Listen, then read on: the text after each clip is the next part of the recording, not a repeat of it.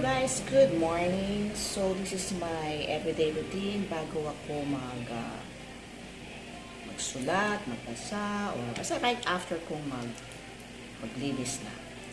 So I've been using, syempre, nag-wash na ako ng face. So naglalagay ako ng moisturizer. So this one, I'm using the Olay Natural, yung pinkish furnace. So, ngayon, I'll teach you yung aking daily na ginagawang massage face para maalis. Ang target ko ngayon is ma-lessen itong aking what do you call this? Laugh line muna tayo. So, for the laugh line, ito muna ang ating topic for today. Ito yung ginagawa kong exercise. So, una, dito sa may bandang ilong, diba? Na may dalawang yan. Huwag na matakpan na ilong nyo dito sa gilid. Just have to massage it upward. So, I've been doing this with open your mouth nyo para talagang nababanat yung face. Kasi pag ganyan parang may contrast. Pag naka-open ang mouth, ayan. Madali siyang mag-slide. So, I've been doing this for 10 times. Or more than, it's up to you. Yan. Okay, so afterwards, dito sa eyes, dito natin sa gitna, dito sa alignment nito, so parang dito sa may cheekbone sa gitna, you have to massage it also. Circle. Yan. I'm doing this also for 10 times.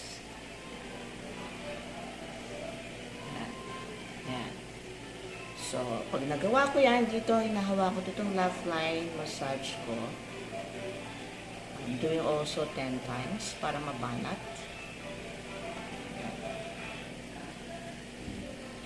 So, kapag nararamdaman kong perong matuyo na yun, nagdadagdag ako ng ng cream para medyo yung slide niya. So, next, itong thumb natin dito sa gitna, and then ito, hands mo. Pamassage mo pa-outward. Pa-outward. Lahat yan pa-upward, palabas. Pa-uplift, pataas. Yan. Tapos, pag ganyan, taas-taas. And then, also, dito sa tenga, this one, parang scissor type. Yan, na-massage yan. Pag ginagawa ko to, parang nakaka-relax ako. Alam niyo, parang feeling na nakakapagbuntong hininga ako. I don't know why. Yan. So, yun ang ginagawa ko. Morning and evening. So, again, dito muna tayo focus sa laugh line, ha? Tsaka nasa forehead, tsaka nasa eyes and everything. So, dito lang, ipopress nyo upward 10 times. And then, dito sa gitna ng eyes, dito sa cheekbone, pa-circle. 10 times. And then ito, yan, ibaba natin nyo rin yan. And then, dito sa thumb, palabas. Meron din ako ina-add kasi since sa laugh line. Kasama na dito sa chin, di ba? Eto dito.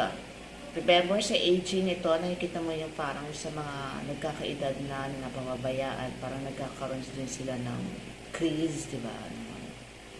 And then dito. Kasi di ba dito, bukod sa laugh line dito, bumabaksak to. Saka ito.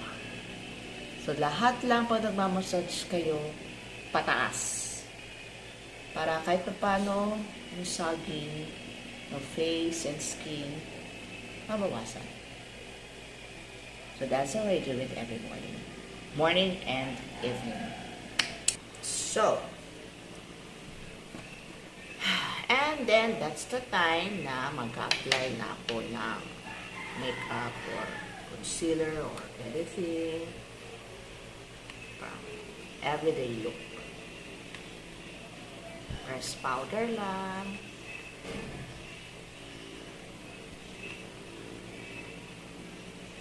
Ayan. itong mga alaga akong pusa eh. Kasi iba pa din guys, yung dapat, ano ka, kahit nasa bahay ka lang, dapat feeling good. Tsaka sayang naman yung mga make-up ko, di ba? Simple ano lang, kasi di mo rin alam, baka may biglang kang bisita, baka ka nang putla-putla mo kahit sa bahay ka. So, dapat kahit paano. Tinatali ko buko kasi yung anak kong special child, gusto niya nakatali ang hair ko. So, that's it. So, ganun lang. Tapos, start na akong magbasa ng mga books. Or, my journal. I'm doing a journal. Actually, dalawa yung journal ko eh. Isang about the book of us. Ito yung journal ko.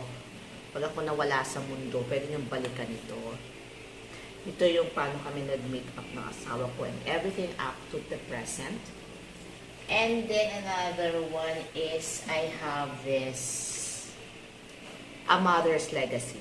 Diba? Mahilig ako mag-journal. Before I start up dito sa ating social media, no? Pagiging influencer and everything, this is my hobby, ang magsulat at magbasa. So, ito rin naman, pag nawala ako sa mundo, sabi ko rin, oops, sorry, ang pusa ko. Sabi ko rin sa mga anak ko, pwede lang balikan ito, ang aking storya mula noong aking pagkabata at ang aking motherhood journey. So, that's it. So, tapos na ako magbasa ng isang book. Time to update my journal.